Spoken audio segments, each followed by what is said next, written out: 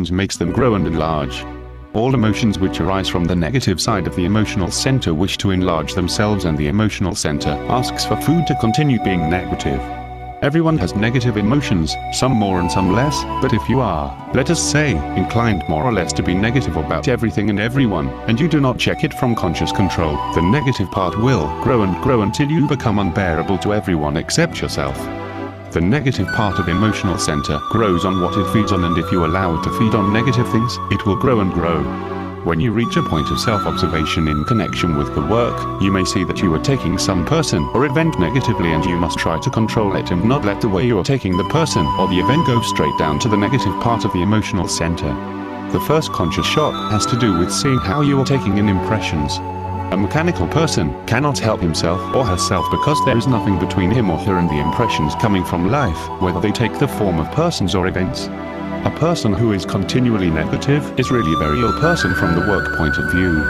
An incoming impression, if you have a little self-remembering and self-observation established in you by the work, namely, if you have begun to notice how you take things as the beginning of the whole possibility of altering, of changing your being. However, few people have this little place that the work seeks especially to make in you all. Most people are simply swamped by everything that happens to them, and so the negative part of emotional center grows and grows until one is really in a very bad state, a really sick person from the standpoint of the work, and I mean also by this, a person who has absolutely failed to develop himself or herself. In fact, such a person will not be in the work. Now, begin to feel a little responsible for your own states and begin to realize what it means to see that we are all made self-developing organisms, and that our self-development depends on how we behave psychologically, emotionally, spiritually, towards life.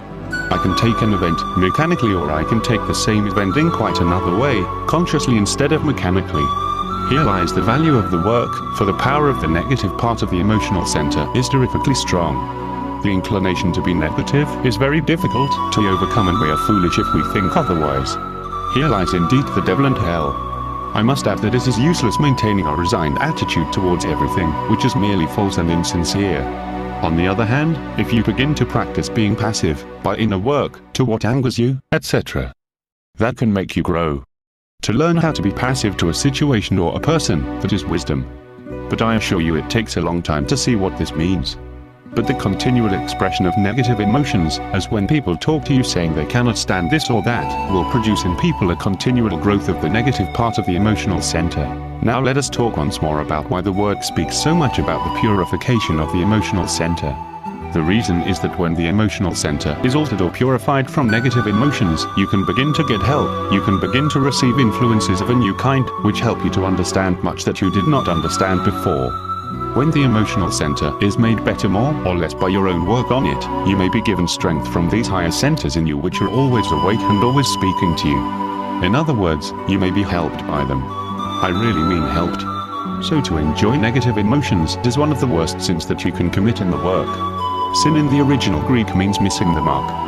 If we want to try to awaken, which is our great aim eventually, we must try to observe our negative emotions which stand in the way of this awakening about which all esoteric teaching speaks, whereas to enjoy negative emotions, nourish them in ourselves by inner talking, is the very opposite to what one has to do to make it possible to awaken. There were some questions recently about what aim means. The great aim of this work is to awaken from the sleep that we are in, and one great power that keeps us asleep is our love of being negative. So, if you want to make aim in the work, you cannot make aim to awaken just like that, but you must be more subtle, more internally educated in the ideas of the work, and see what particular love of being negative is keeping you asleep. The curious thing is that since we have no real conscience, we think it is quite alright to speak against people and enjoy a good, negative talk. At the same time, I must admit people who are in the work soon feel very uneasy when they are negative and do not care for such emotions.